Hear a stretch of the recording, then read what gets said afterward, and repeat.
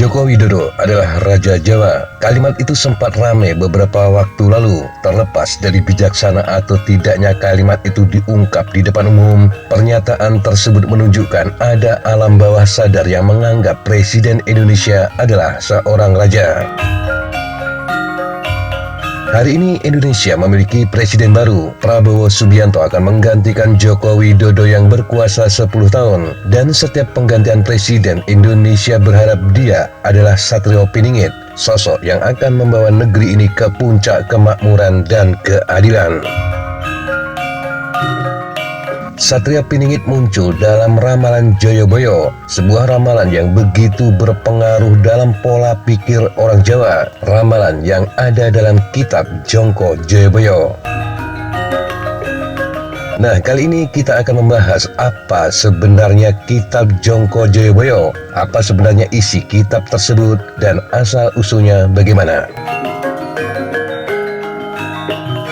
Tayangan ini kami olah dari banyak sumber.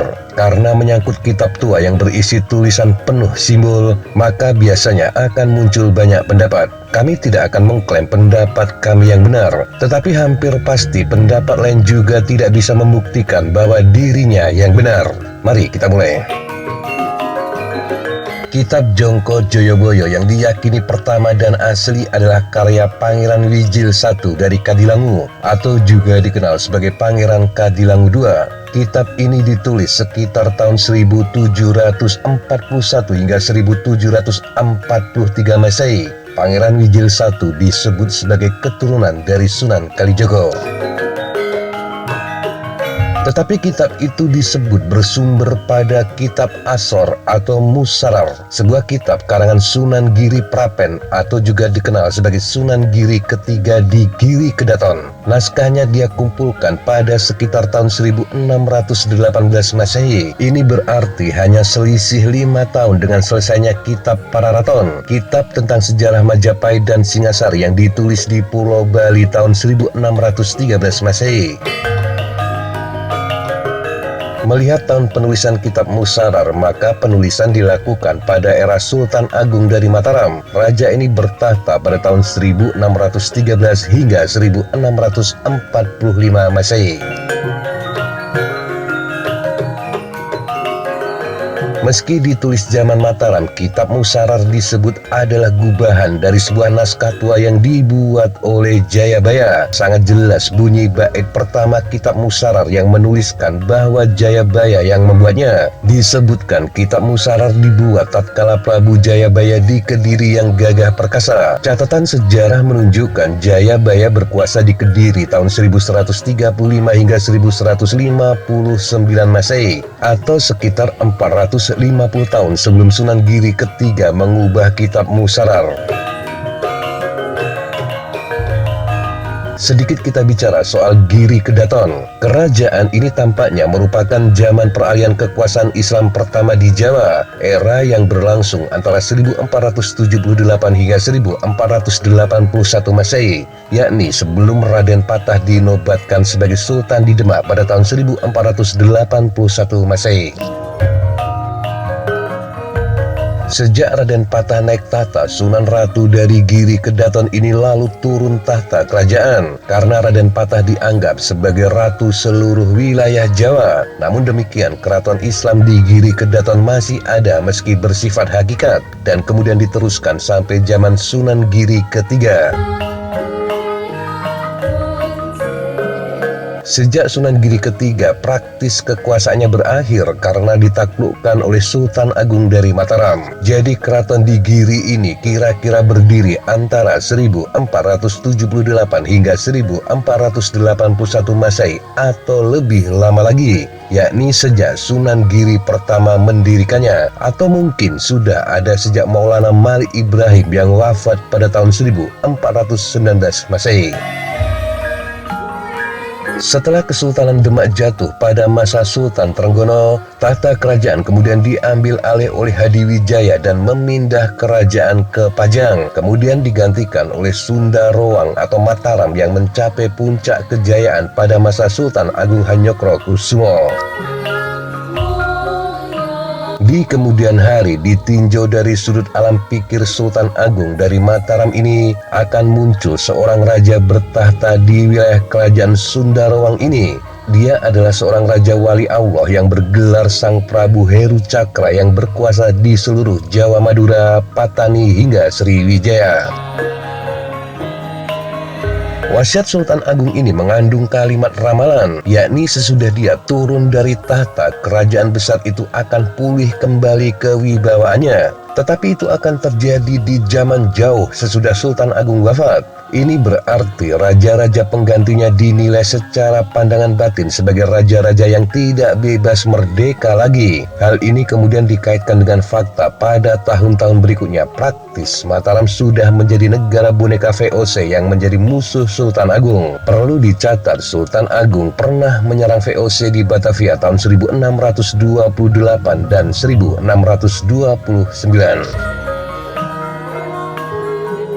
Oleh pujangga, kitab Musarar kemudian digubah dan dibentuk lagi dengan menambahkan pandangan atau ramalan Sultan Agung. Ini kemudian yang melahirkan kitab Jongko Joyoboyo yang ditulis oleh Pangeran Kadilangu II. Kitab ini juga mengambil sejumlah istilah atau nama dari Kakawin Baratayuda, kitab yang dikarang oleh Empu Sedah pada tahun 1157 Masehi. Sampai di sini mulai jelas bagaimana sebenarnya asal-usul kitab Jongko Joyoboyo tersebut.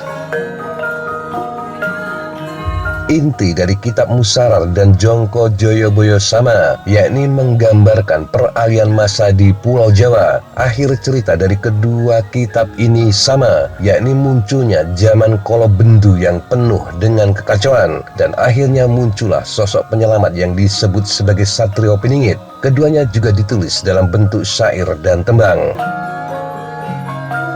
Tetapi kitab Musarar lebih fokus pada masa peralihan raja-raja, sementara kitab Jongko Joyoboyo lebih menggunakan gambaran situasional tentang masa-masa tersebut. Sekarang kita lihat kitab Musarar terlebih dahulu. Ramalan dalam kitab Musarar disebut diciptakan Jayabaya setelah dia mendapat tamu seorang raja pandita dari Rum. Dia bernama Sunan Maulana atau juga disebut sebagai Ngali Samsujen. Saat pertemuan keduanya, Sunan Maulana kemudian memberi petuah. Maulana mengatakan kerajaan milik Jayabaya hanya tinggal 3 kali lagi, kemudian akan diganti oleh orang lain. Prabu Jayabaya menerima baik saran tersebut. Setelah berpisah dengan Sunan Maulana, Jayabaya kemudian pergi ke Gunung Padang bersama putranya. Dia bertemu dengan Ajar Subrata yang menyambutnya dengan sejumlah sesaji dan endang atau gadis. Sesaji inilah yang kemudian jadi dasar ramalan Jayabaya tentang masa depan Jawa setelah dia pergi.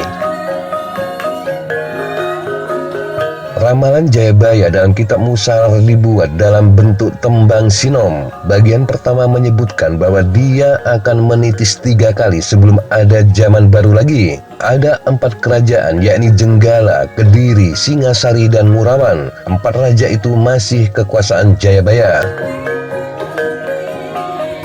Setelah 100 tahun, keempat kerajaan tersebut musnah. Kemudian ada zaman lagi yang bukan milik Jayabaya. Dia menyebutkan akan ada zaman Anderpati yang bernama Kalawisesa. Lambangnya Sumilir Naga Kentir Semuni Liman PPK. Itu adalah negara Pajajaran. Setelah 100 tahun kerajaan itu musnah. Kemudian berganti zaman di Majapahit dengan rajanya Prabu Brawijaya. Masanya disebut Anderpati dan lamanya 10 windu atau 80 tahun.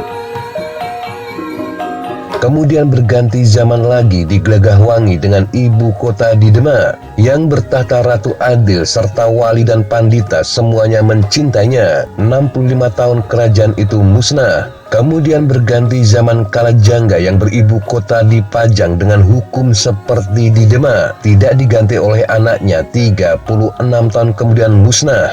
Kemudian berganti zaman di Mataram yang dikenal sebagai Kala Sakti Prabu Anyokrokusumo, raja yang dikenal kuat dan disegani di seluruh Jawa. Wali serta pandita bersatu dalam diri sang Prabu yang adil. 100 tahun kemudian musnah sebab melawan sekutu. Kemudian ada nahkoda atau orang asing yang datang berdagang.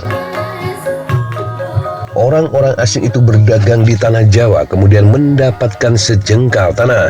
Lama-kelamaan mereka ikut perang dan selalu menang hingga terpandang di seluruh Jawa. Zaman sudah berganti meskipun masih keturunan Mataram. Negara bernama Nyokrowati dan beribu kota di Pajang. Tidak lama kemudian berganti, dan ini dianggap sebagai era akhir zaman kerajaan di Jawa.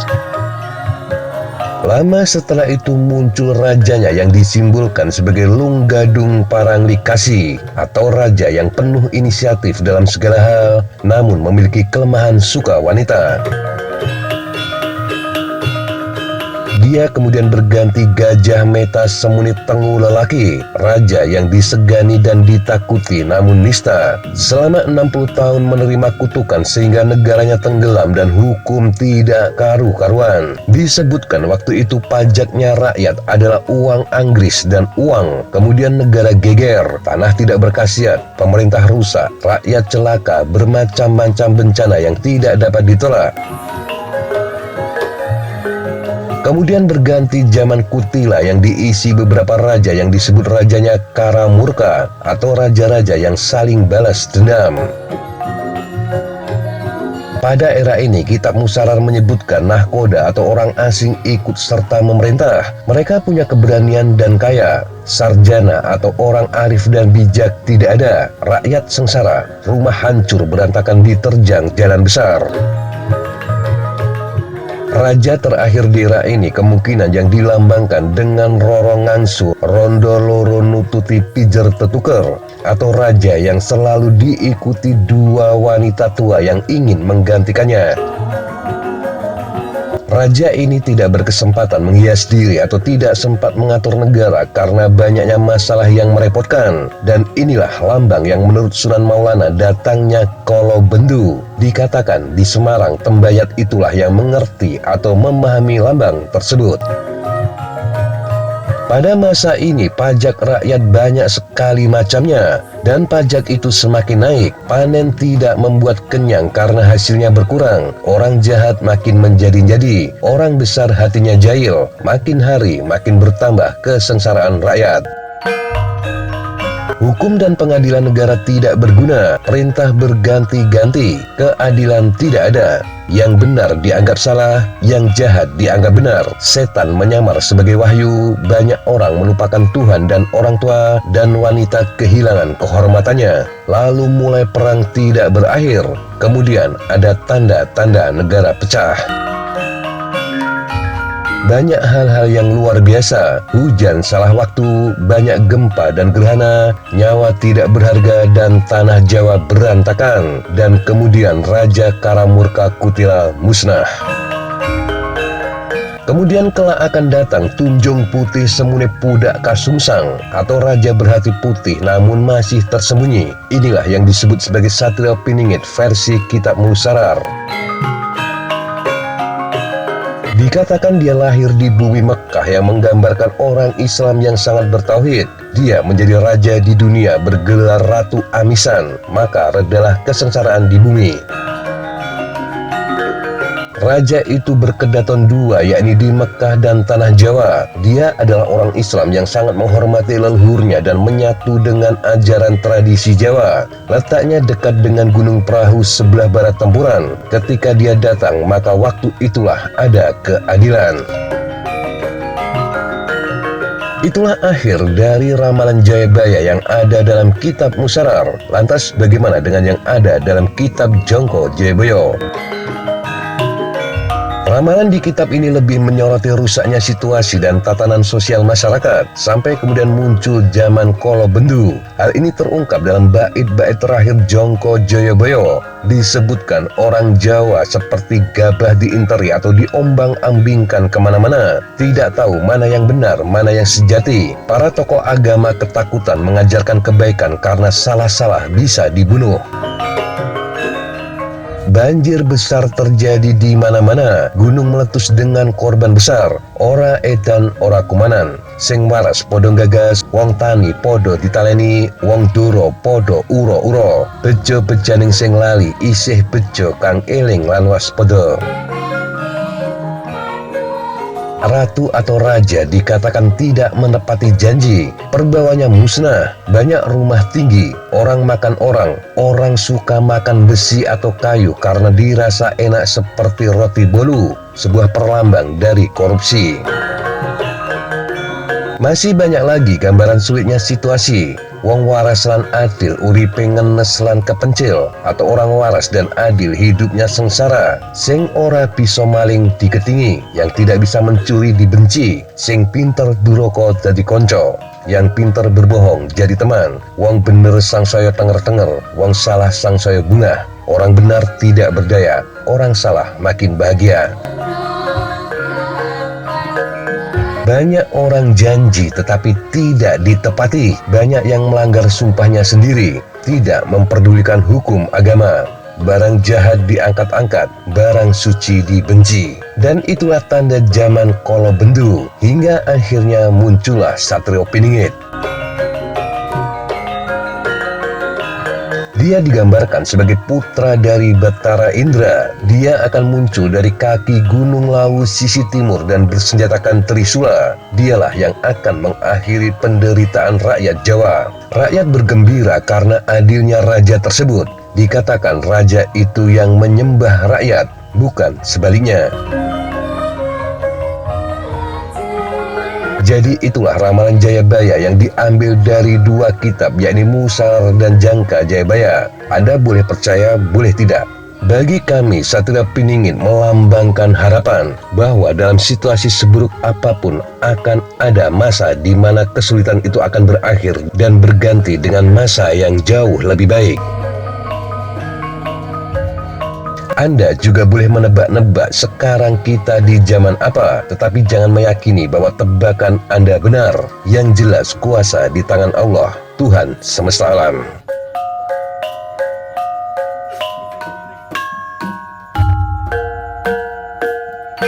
Demikian sahabat Jatapa informasi yang bisa kita sampaikan untuk kesempatan kali ini. Sampai jumpa di kesempatan yang berbeda. Tetap semangat dan jaga kesehatan. Salam fly like an eagle, fight like a falcon.